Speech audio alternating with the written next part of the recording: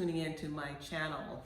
Be sure to like, come on in. Be sure to like, share, all the above, comment, and let's talk about America.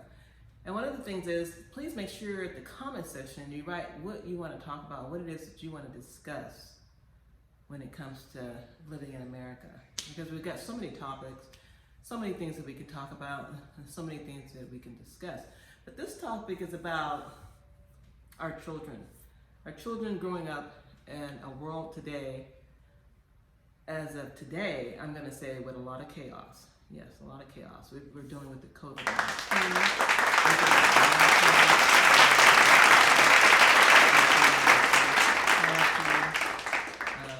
We're dealing with inequality in America. We're dealing with healthcare. We're dealing with housing situations. So we're dealing with a lot of things. And you have to think about, what do we prioritize? Well, the number one thing that we're prioritizing right now is the safety of our children, especially our young men.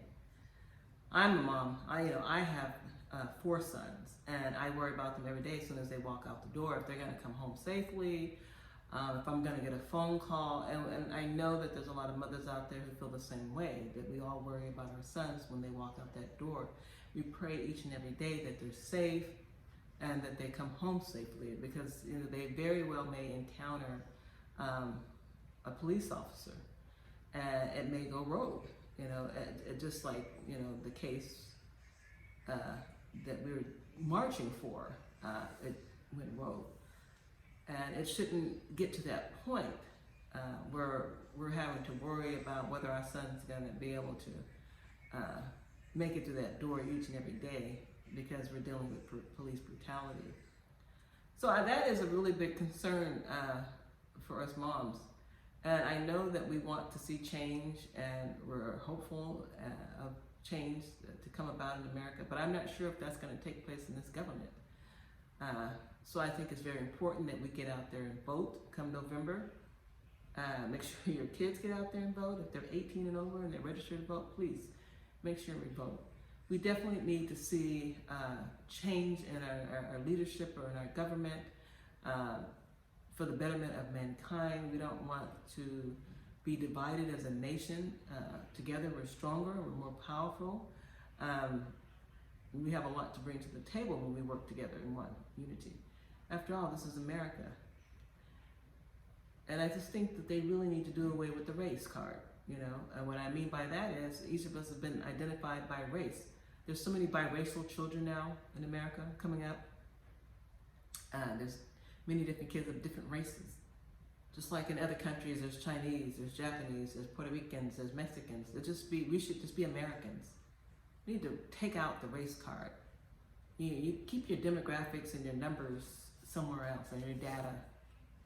We all should just be called Americans. It doesn't take us away from who we are, where we came from our origins. We know. But it seems it's being used as a tool against many minorities. When it comes to applying for housing, we have to check our race. When we apply for jobs, we have to check our race. When we're going for a car, it doesn't have race in there, but they're probably looking at us. And then they want to put us in different tiers, tier 1s and tier 2s. We're running credit checks, based on credibility. Because I know businesses want people that have the ability to pay. I get that. But they're also discriminating against certain individuals as well, charging them higher interest rates based on the color of their skins. And even though that shouldn't take place, it does. It does. So as we think about each and every day, not only we have to think about the safety of our children, we have to think about the whole global aspect of what's going on in America.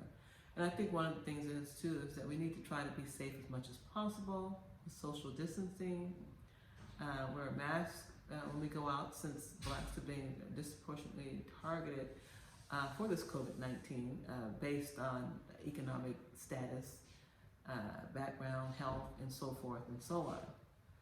And it all goes back to this 400 years of slavery. And our ancestors, being deprived of opportunity to where that just passes on from generation to generation. And nobody can just, get themselves out of it. there's no help.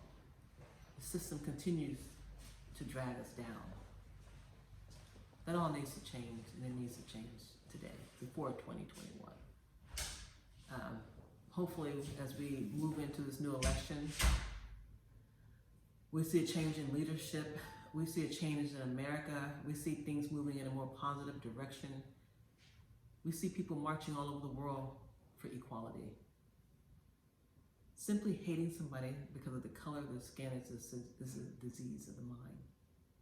It's something that has been embedded in somebody's mind for years and generations after generations.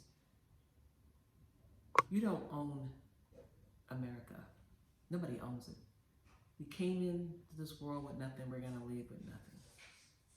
So why not allow us as Americans to live freely and to have equal opportunity? I think that's important. It's important for our children. You know, we're so proud to see our kids when they walk out the door and they're going to school and they're doing well. But yet we fear each and every day that, you know, they're not going to make it home safely because of some unjust situation that may take place. And then we have to fight for equality. We have to fight for what's right. And we have to march. And we shouldn't have to do that.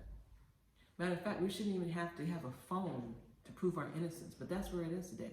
In order for us to have justice, we got to prove it. We got to have a phone. And don't get me wrong, having a phone is great. It's about discovery. It's about exposing the corrupt. But can you imagine how many individuals have been done injustice because there wasn't exposure or because they didn't have the ability to discover through phones? So for that reason, I'm glad we have this exposure. But it's sad also, in the same respect, that we have to use it as a weapon against another race who's trying to destroy us. We simply should be able to just pick up the phone and say, look, so-and-so's doing this to me. And you come out and you investigate and that so-and-so get arrested. But no, that so-and-so can say something else. And you got to say, oh, here's the phone, here's proof. And now, you know, we're acquitted. It shouldn't have to be that. And that's because when you come out, you see color. And you try to differentiate between who's right and who's wrong. And of course you choose. And you always choose, and maybe most of the time you choose the wrong color. So we shouldn't see no color. We really shouldn't, because that's not what it's about. What it's about is equality and fairness.